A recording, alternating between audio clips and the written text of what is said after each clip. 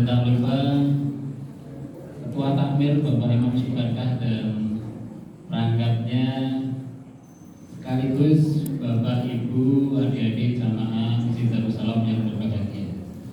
Puji dan syukur marilah kita panjatkan kehadirat Allah SWT, di mana pada malam hari ini alhamdulillah kita semua diberikan nikmat sehat yang luar biasa, sehingga pada malam hari ini kita semua bisa hadir, bisa beribadah dengan khusyuk di masjid yang kita cintai ini, sekaligus menghadiri acara peringatan Nuzulul Quran 1446 Hijriah tanpa suatu halangan apapun. Untuk itu sebagai rasa syukur kita, mari kita ucapkan hamdalah bersama-sama. Alhamdulillah. Salawat dan salam semoga tercurahkan kepada uswah kita, teladan kita, Nabi Agung Nabi Muhammad Sallallahu Alaihi Wasallam beserta keluarga, sahabat, pengikutnya yang setia sampai akhir zaman Rasul. Bapak Ibu yang kami muliakan, pada malam hari ini izinkan saya membawakan acara yang akan langsung pada kegiatan peringatan Nuzulul Quran Masjid Darussalam 1446 Hijriah. Yang pertama pembukaan, acara yang kedua sambutan dari Ketua Takmir, dan acara yang ketiga adalah acara inti hikmah Nuzulul Quran yang akan disampaikan oleh Ustadz kita yang alhamdulillah sudah hadir sebelum tadi sholat kita dan bersama-sama dengan kita melaksanakan sholat dan tarawih di masjid ini. Dan yang terakhir nanti akan ditutup sekaligus doa dari Ustadz, dan yang terakhir penutup. Untuk itu agar waktu berjalan efisien dan tidak terlalu malam, marilah Bapak Ibu jamaah semua kita awali kegiatan peringatan Nuzulul Quran pada malam hari ini dengan baca basmalah bersama-sama. Bismillahirrahmanirrahim. Terima kasih. Semoga kegiatan peringatan Nuzulul Quran pada malam hari ini berjalan dengan lancar dan penuh hikmah. Cara yang kedua adalah sambutan yang akan disampaikan oleh Ketua Takmir kepada Bapak Imam Subarkah. Disilakan.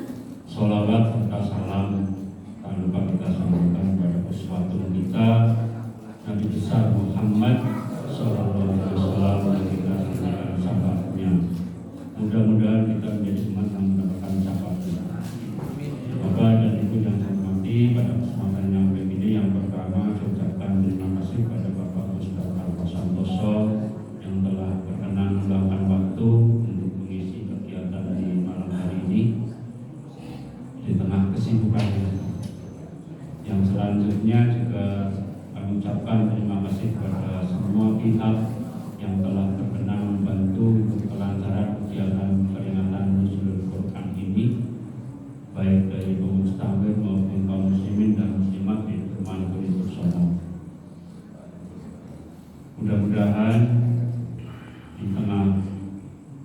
hari ke-16 ini di tengah pada malam hari ini, bahwa di perumahan Pelito Sawu ini dari pagi itu sudah banyak kegiatan. Pagi tadi kita adakan kegiatan siraman rohani kuliah subuh sampai waktu suruh. Siang pagi lagi ditambah ibu-ibu Raudatul Ma'had bakti sosial sampai tadi jam 11. Malamnya kita masih diberi kesempatan oleh Allah Subhanahu wa taala untuk bisa hadir di tengah-tengah pada malam ini untuk memperingati Nuzulul Quran. Mudah-mudahan Bapak dan Ibu tetap semangat untuk mengikuti kegiatan pada malam hari ini, dan mudah-mudahan kita bisa mengambil hikmah dari peringatan Nuzulul Quran ini. Tentu saja harapan kami dari peringatan ini tentu saja untuk bisa meningkatkan iman dan takwa kita kepada Allah Subhanahu wa taala. Mudah-mudahan dengan iman dan takwa kita amalan-amalan kita, amal ibadah kita ditingkatkan lagi. Kita diberikan semangat lagi untuk memakmurkan masjid Darussalam ini. Sekali lagi kami berikan terima kasih semuanya. Itu yang tidak bisa kami sebut satu persatu. Kemudian untuk anak-anak juga mohon bisa mengikuti dengan tenang sampai akhir.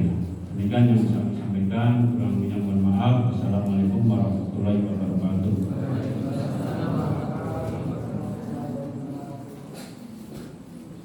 Terima kasih disampaikan kepada Bapak Ibu Sekeluarga. Acara berikutnya tausiah. Tapi Bapak Ibu sebelum Ustadz ini menyampaikan materinya, monggo snack minum yang sudah ada dengan hormat monggo silahkan ini ikut sholat juga di masjid yang kita cintai ini. Tanpa mengurangi rasa hormat pada Bapak Ibu semua menikmati snack, mungkin sambil menikmati dan syukur menghabiskan semua. Oke, bagus. Kita mulai pengawasan ini, Bu. Oke, Bapak Ibu, nah, kita mulai tausiah dari Ustadz. Untuk itu dengan tidak mengurangi rasa hormat Bapak Ibu. Innal hamdalillah nahmaduhu wa nasta'inuhu wa nastaghfiruh wa na'udzu billahi min shururi anfusina wa min sayyiati a'malina. May yahdihillahu fala mudilla lahu wa may yudlil fala hadiya lahu. Asyhadu an la ilaha illallah wahdahu la syarika lahu. Qala alladhi unzila fihi al-Qur'anu hudan lin-nasi wa bayyinatin minal huda wal furqan. Sadaqallahul azim.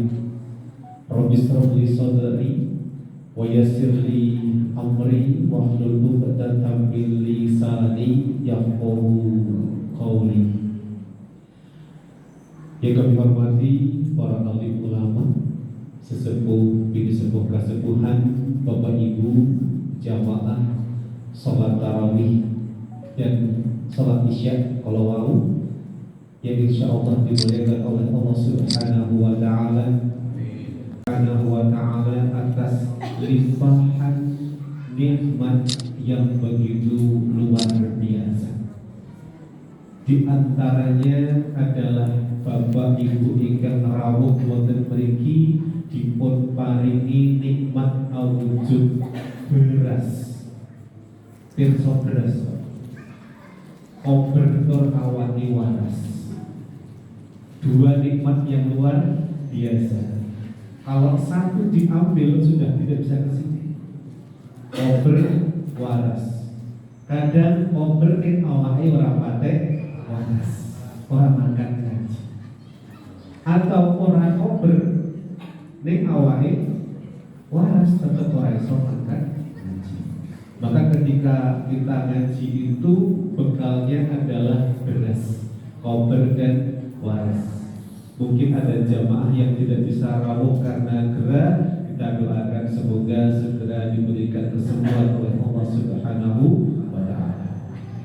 Dan nikmat yang sekian banyaknya itu yang paling utama adalah Allah masih berikan kita nikmat iman dan nikmat Islam. Itu yang harus kita syukuri. Tidak lupa salawat dan salam semoga senantiasa tercurah kepada junjungan sekaligus uswatun hasanah kita Rasulullah Muhammad sallallahu alaihi wasallam, yang kita nantikan doa syafaatnya kelak di yaumul kiamah, dan semoga kita termasuk ke dalam golongan umat yang selamat. Selamatnya tidak hanya di dunia, tetapi selamatnya hingga akhirat kelak. Amin ya robbal alamin. Para bapak ibu jamaah rahimani, kita sudah berada di hari ke-16 malam 17, sehingga diadakan peringatan nuzulul Quran. Bapak Ibu rawuh wonten mriki menika niatipun sami inggih punika untuk beribadah kepada Allah. Setelah tadi melaksanakan sholat isya dan tarawih, sekarang rawuhi majelis taklim. Ada 4 keutamaan rawuhi majelis taklim.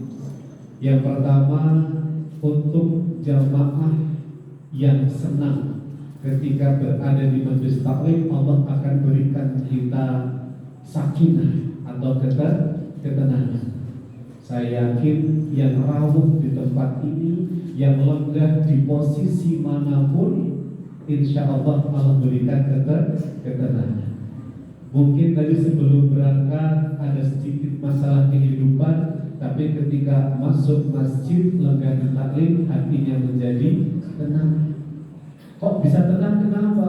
Karena niatnya satu, tolabul ilmi, menambah wawasan keislaman agar iman dan takwa kita meningkat. Saya yakin tidak ada antara jamaah yang rawuh ke masjid dengan niatan pamer mukena yang baru gitu. Pamer sarung cap. Masjid di kau kita wajib boleh, sekarang cap aja. Tidak ada. Niatnya murni untuk ibadah tolabul ilmi. Allah berikan kita ketenangan. Yang kedua, berikutnya apa lagi di sini? Malaikat melingkupi kita. Kita direngkuh dengan sayap-sayap malaikat. Sehingga yang rawuh wonten taklim menika hatinya lurus niat ibadah, tidak ada niat di luar ibadah. Sehingga kita terhindar dari niat-niat yang tidak baik. Kalau yakin rawuh taklim mriki tidak ada yang niat akan menukar yang tidak baik menjadi baik. Maksudipun sandal. Bertemu. Kenapa? Malaikat melingkupi kita sehingga terhindar dari niat jahat. Maka tidak ada yang haji dimanapun bisa, tinggal kita pilih. Tetapi ingat, sebaik-baik ilmu bukan hanya ingkang namun dipelajari, tetapi sebaik-baik ilmu adalah yang diamalkan.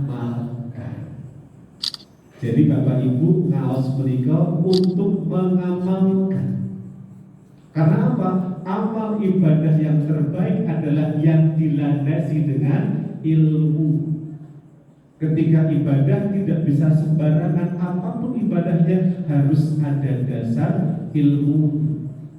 Kalau mau Ustaz juga namun menjadi imam, beliau pun juga ada dasar ilmu yang tidak sembarangan. Mungkin yang bisa mengaji banyak, tetapi yang punya mental jadi imam menika boten kathah. Saya dulu pernah membayangkan dan membandingkan ketika menjadi imam dengan makmum jumlahnya 2, misalnya begitu, itu seperti mengendarai sepeda motor, enteng, gampang.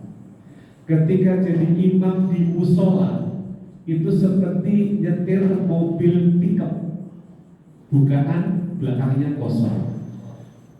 Ketika kita imam sholat Jumat, itu seperti nyetir bis, rasanya mabuk. Saya pernah diminta jadi imam sholat Id, itu seperti nyopir tronton, mabuk. Ternyata apa? Imam itu selain punya kemampuan bacaan Quran yang bagus, hafalan yang baik, juga apa? Perlu mental yang baik. Koreksi puasa kita, bagaimana kualitas puasa kita sudah baik atau ada itu kita waktu bersiap itu tentang kita Allah Subhanahu wa Ta'ala.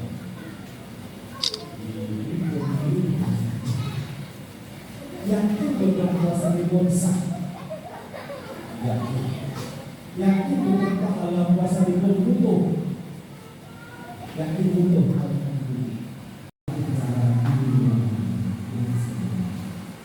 Berikutnya, hal kedua yang kita merasakan adalah amalan sunnah yang menunjukkan amalan wajib. Kadang-kadang amalan sunnah belum sempurna, amalan sempurna apa itu namanya? Sholat sunnah rawatib, wajib, apalagi sholat yang subuh yang nilainya sangat begitu luar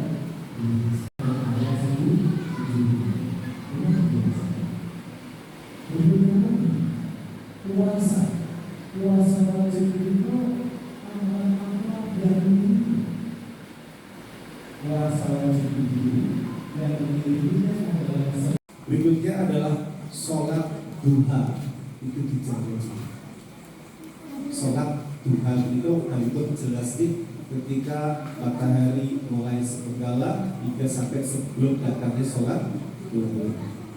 Berikutnya sedekah, tawakal, sabar ketika diberikan uji, syukur ketika diberikan nikmat.